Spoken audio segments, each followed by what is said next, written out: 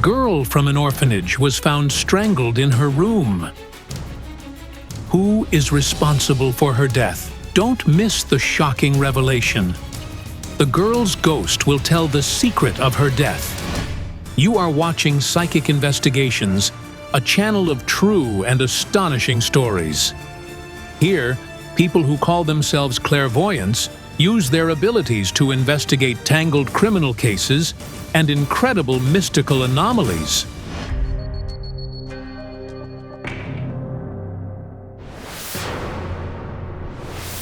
A girl was found strangled in her room at an orphanage in one of the Ukrainian towns. The girl's name was Yulia Repish. Upon arrival at the scene, we discovered the body of a minor girl. Yulia's body was lying between two beds near the entrance to the room that she shared with another girl. Her roommate was with the other children in the hall on the evening of the tragedy. She doesn't know if anyone entered Yulia's room. It was extremely difficult for the forensic experts to reconstruct the events. When the investigators arrived at the scene, they were puzzled. The room where Yulia was found was full of children and caregivers, all trying to resuscitate her. All traces of the crime were destroyed. The forensics found that the girl had been strangled with her own chiffon scarf. The detectives claim Yulia committed suicide. However, everyone who knew the deceased girl is convinced Yulia would never have killed herself. There were no signs whatsoever she could do it. She was cheerful and sociable and had a lot of friends. She was very creative and wrote poems. Yulia was an excellent student. She had grand plans for the future and dreamed of a career and a happy family, which she herself did not have. But those dreams were not destined to come true. No one believes it was suicide. The circumstances of the death are indeed strange. The scarf wasn't tied to anything. There wasn't even a knot on the scarf. Our detective met with Yulia's second cousin, Tetiana Tsarenko, who wasn't only a relative, but also the best friend to Yulia. How come Yulia ended up in the orphanage? Her father was in prison for a long time, then her mother was also thrown in jail. She took the blame for her husband, Yulia's father. He started drinking, then he went to prison twice for theft, and after he was released last time, he stole manhole covers. He suggested I take the blame since I didn't have a criminal record. Under pressure from her husband, the woman assumed the guilt. He beat me badly. Yulia was still little. He even forced us out of the house, and my daughter and I had to sleep on the street many times. While the woman was serving a sentence for her husband, he disappeared, and their daughter ended up in the orphanage. The poor girl endured real horror in her short life. Did Yulia communicate with her mother? When she was taken to the orphanage, she bore a grudge against her mother for a long time. At first, they didn't communicate, but in the last 6 months of Yulia's life, they finally started talking. After her daughter's death, the woman says she has changed. She regrets not taking care of her daughter and blames herself. After all, Yulia could have stayed alive if she had lived at home instead of the orphanage. How did you find out that Yulia had died? As the experts said, it happened at 5 minutes to 9 in the evening. We were informed about it at around 7 the following morning. Yulia's relatives say they suspected she was murdered when they saw her body during the funeral. She was brought with a veil over her face and gloves on her hands. But when I lifted the veil, I saw that her nose was obviously broken. The bone was displaced to the left, and there was a bruise under her eye and many hematomas. But if Yulia committed suicide, where did these injuries come from? The police gave no explanations to the relatives. They say there was no fight in the orphanage and claim they interrogated all the children and caregivers. Scrapings were taken from under the nails, the children were checked, alibis were verified. She was alone in the room. But Yulia's relatives are convinced the orphanage residents are covering for one another, and those not involved in the murder were intimidated. I would like to know who among the kids, or caregivers, could have done this. The investigators closed the case and advised the victims' relatives not to interfere. The detective forbade Yus from approaching the children at all. I want to know the true cause of her death. Psychics, I only have hope in you. Clairvoyant Zhanna Shulakova agreed to help. She says she had a strange vision last night. I saw the girl, and she was saying very strange phrases.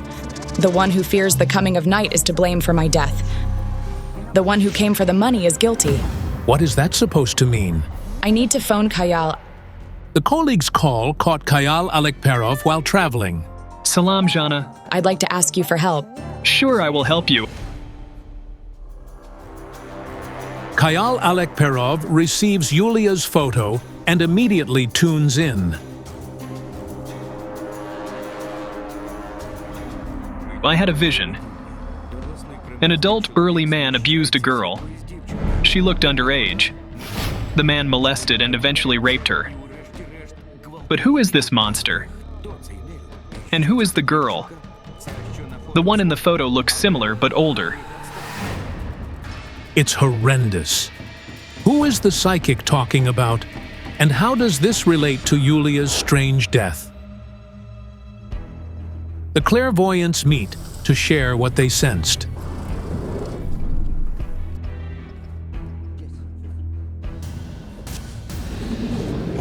Zhanna, on my way here, Yulia's spirit appeared to me. The girl said a strange phrase that she learned the truth about the money. That's why she died. This park was Yulia's favorite place for walks. She and her cousin often met here. It was in this park that Tetiana last saw Yulia alive, so she arranged the meeting here. Hello. To find out what happened to Yulia and who is responsible for her death, her friends and acquaintances also came. Please give me your hand.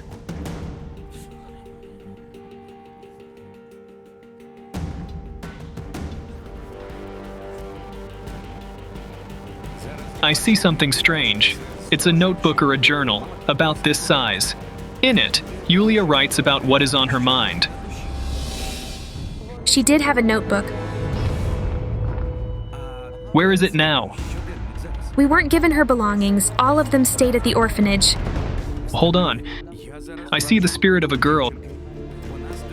She's standing right here. She's short and plump and has wavy hair. My dear girl.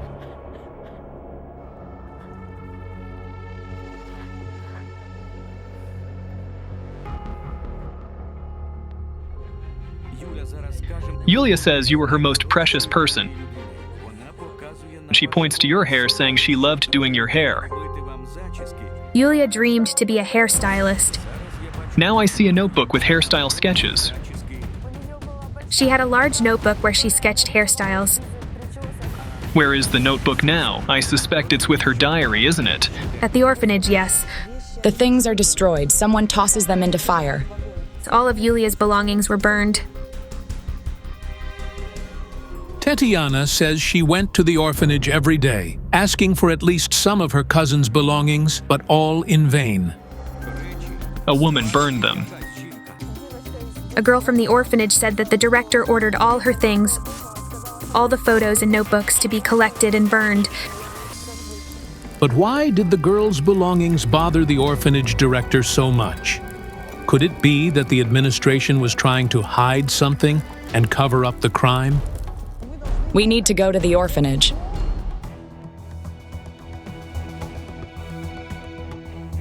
I found out that after Yulia's death, another woman was appointed as the director of the orphanage, and the previous director was demoted to deputy director.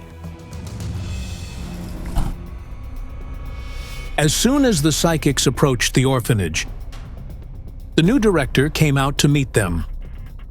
Hello? We would like to see the room where the girl lived. We don't want you here. We were denied the opportunity to work in the orphanage even when the place was empty, and all the children were at school. It seems they are really trying to conceal something. Our detective found a man who was Yulia's educator. He doesn't work at the orphanage anymore, so he agreed to speak in front of the camera. Did you happen to know of her problems? There was a conflict with the current director at that time. Yulia and other kids filed a collective complaint. It turned out a month before Yulia's death, the children wrote a complaint against the then director to have her removed from her position.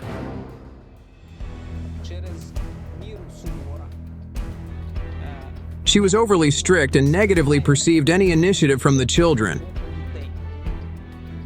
And then the signatures. Yulia Repish's signature was the first.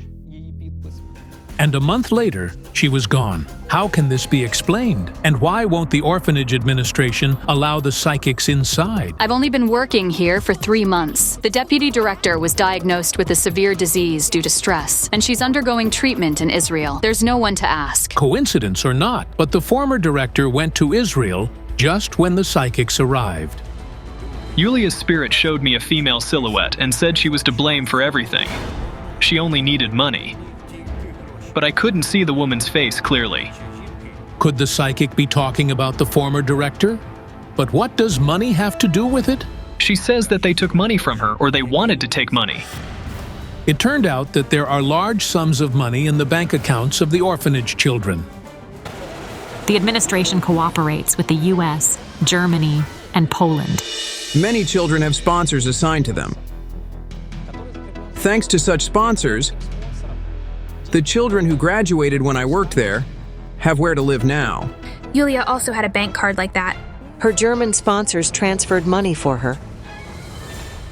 According to Yulia's relatives, a family from Germany transferred a significant amount of money to Yulia's account shortly before her death.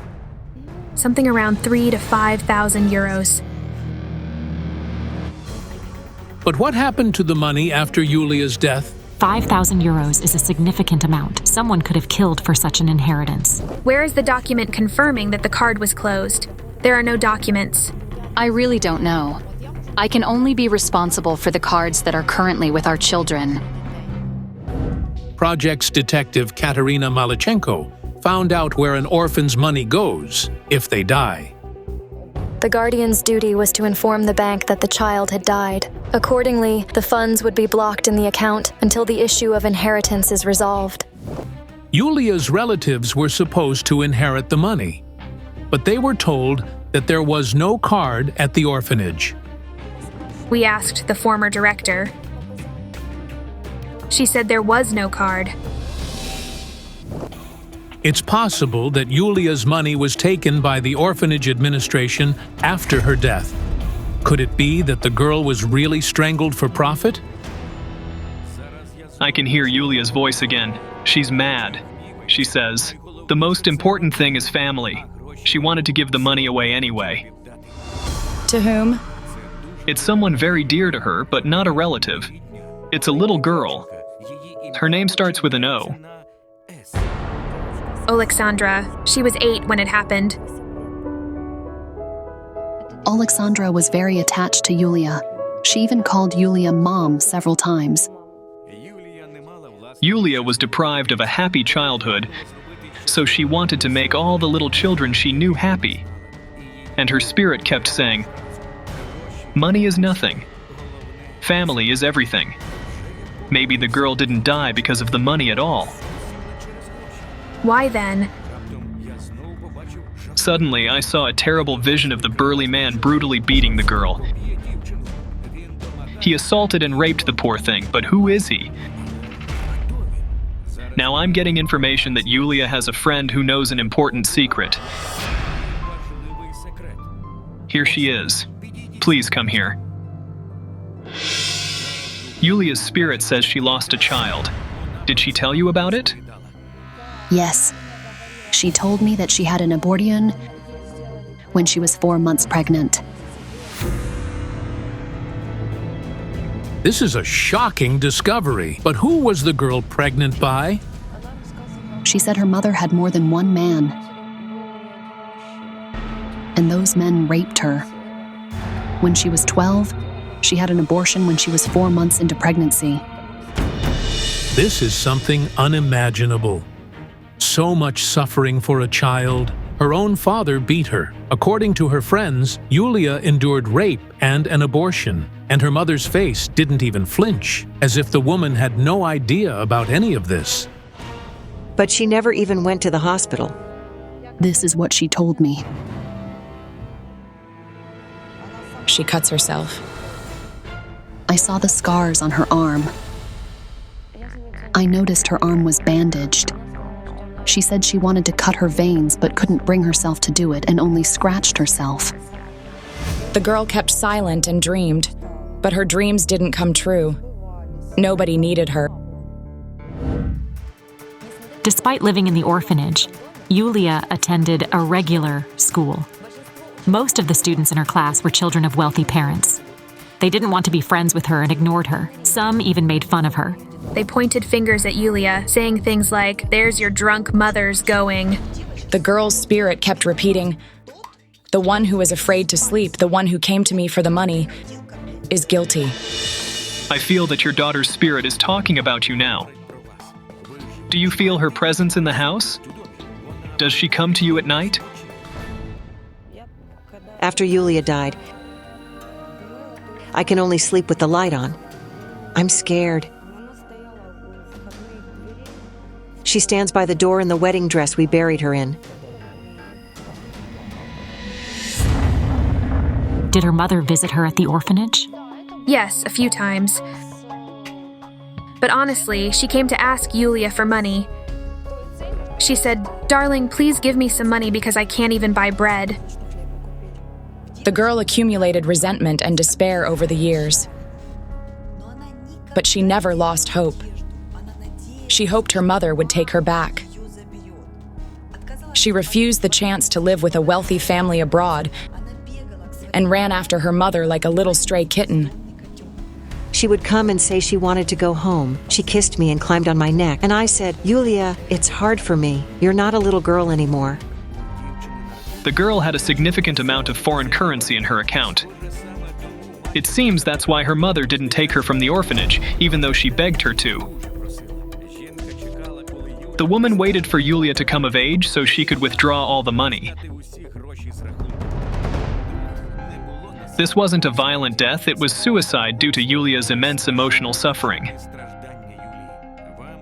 You needed your daughter's money, not her. The mother only reconnected with Yulia in the last year, just when the girl got the money. Yulia didn't want to live because she realized that her closest person had betrayed her again. I'm a mother of 5, and I can't understand how you, a person who has no health issues and is able to work, had the audacity to abandon your own child. First of all, I didn't abandon her. What do you call it then?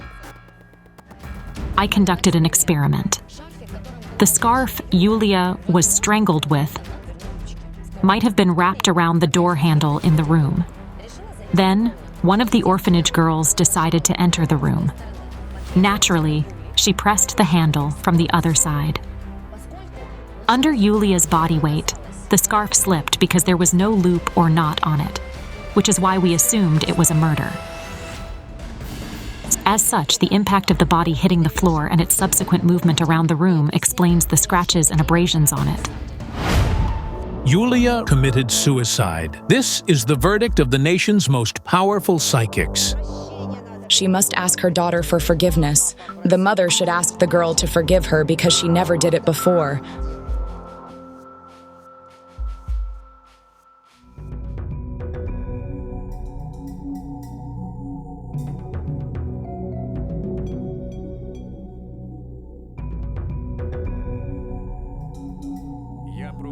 I'll perform a ritual to help the girl's soul find peace. I need to make redemption.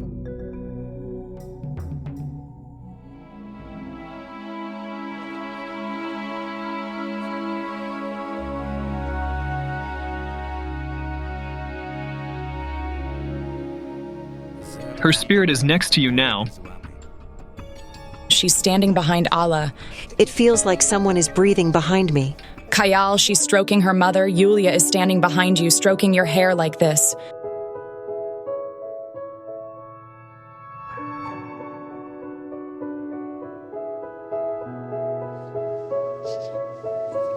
My baby, forgive me for everything.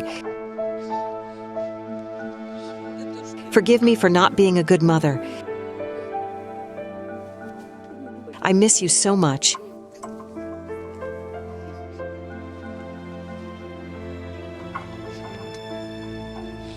Hayal extinguished the candle and let the girl go.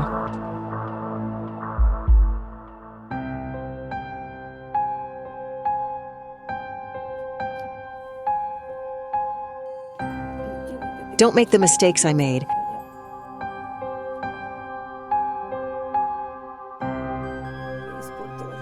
I ruined my and my daughter's lives.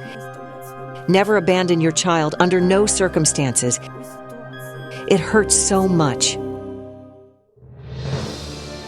Pray for her. Give her attention and love after her death, at least in your memories. This is inconceivable. The girl took her own life due to total loneliness and abandonment. If this story impressed you, don't forget to give this video a like and subscribe to our channel. Many more astonishing investigations by the psychics are coming up.